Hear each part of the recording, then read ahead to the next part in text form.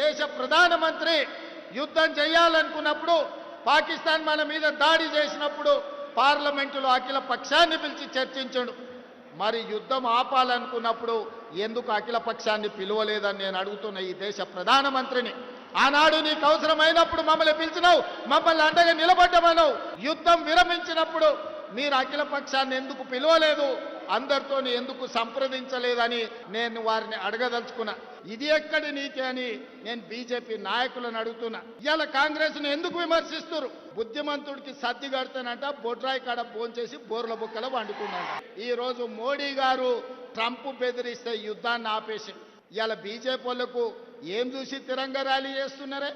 ఎవరి కోసం తిరంగ ర్యాలీ చేస్తున్నారు? ఇది నీ సొంత వ్యవహారం కాదు, నీ పార్టీ వ్యవహారం కాదు. ఇది దేశ భద్రతకు సంబంధించిన విధానం.